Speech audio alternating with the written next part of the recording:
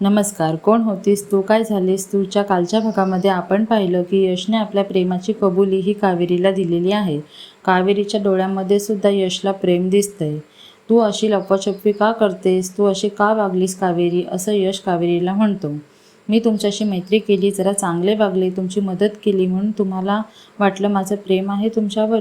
Sorry यश, माझं तुमच्यावर प्रेम नाही, तुम्ही फक्त माझे चांगले मित्र आहात, असं बोलून कावेरी आपल्या भावना यशपासून लपवून ठेवते. तर आजच्या भागामध्ये कावेरी आपल्या प्रेमाची कबुली देणार का, काय झालं आजच्या भागामध्ये, तर चला जाणून घेऊया. त्यासाठी व्हिडिओ स्किप न करता संपूर्ण पहा.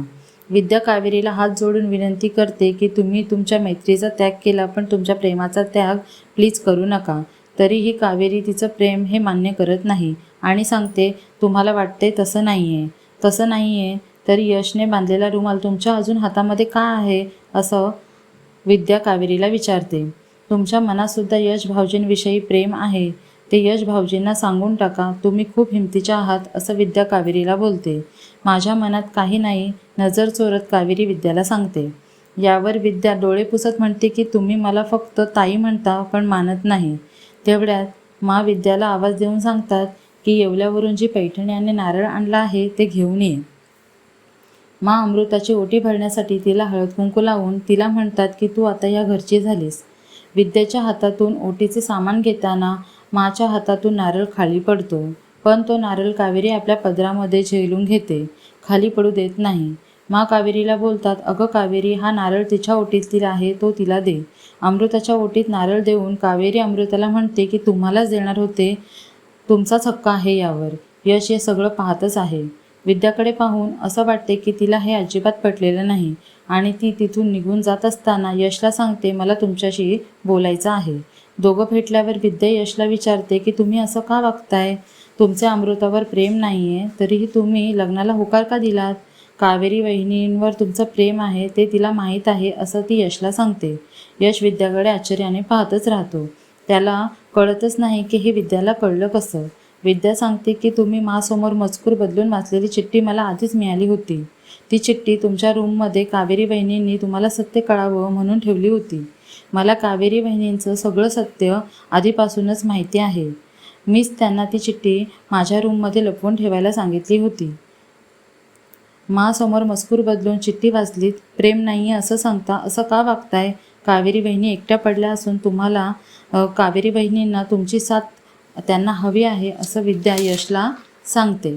आणि कावेरी जरी दाखवत नसली तरी तेवढंच प्रेम तुमच्यावर करते असंही ती यशला सांगते. हे ऐकून तर यशला शॉक बसतो, कारण कावेरीने तर यशला सांगितलेलं आहे की मी फक्त काऊसाठी इथे थांबले असून तुम्ही फक्त माझे चांगले मित्र आहात. म्हणून यश विद्याला सांगतो की बहिणी, मला माहीत आहे त्यांचं प्रेम माझ्यावर नाही आहे, माझ्यावर यावर विद्या डोळे पुसत यशला म्हणते, बरं पण तुमचं प्रेम आहे ना भाऊजी. यशला माचे बोलणे आठवते की यश माझा मुलगा नसला तरी यश माझा विश्वास आहे, माझा अभिमान आहे, असं माचं बोलणं यशला आठवतं. जर तो परत असा वागला तर तो माझा जगातला आणि माझ्या आयुष्यातला शेवटचा दिवस असेल. विद्याला यश सांगतो, माझ्या आनंदातच माझा खरा आनंद आहे, मी माझा विश्वास मोडू शकत नाही, असं बोलून निघून जातो. कावेरी हे सगळं बोलणं लपून ऐकत असते. कावेरी किचनमध्ये स्वयंपाक करत असताना यश येतो. दोघेही एकमेकांकडे पाहतच राहतात. तेवढ्यात अमृताही तिथे येते आणि यशला विचारते की तुमचा चेहरा असा का दिसतोय, बरं वाटत नाही का तुम्हाला.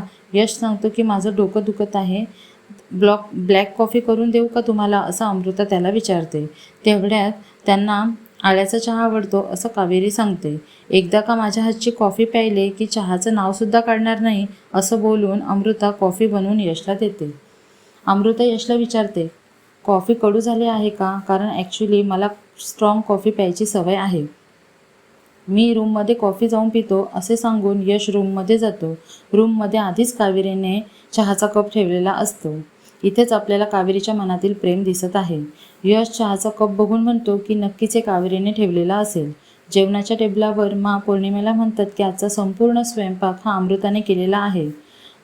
पदार्थाचे रंग बघूनच जेवण हे चविष्ट झाले असणार, असं सगळ्यांना सांगतात. अमृताने स्वयंपाक उत्तम केलेला असून बनवलेला स्वयंपाक सगळ्यांना आवडलेला आहे.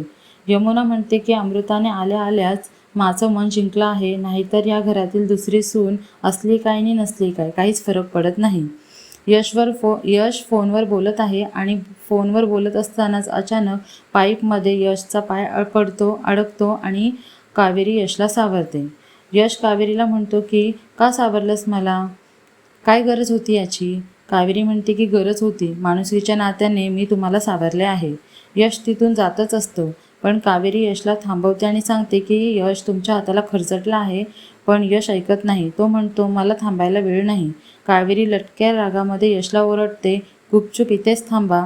तिच्या साडीचा पदर फाडून यशच्या हाताला बांधत असते. तेवढ्यात यश हात झटकून टाकतो. काही गरज नाही याची असं म्हणतो. तुम्हाला त्रास होईल असं म्हणून कावेरी साडीचा फाडलेला तो तुकडा आहे तो यशच्या हातावर प्रेमाने बांधते.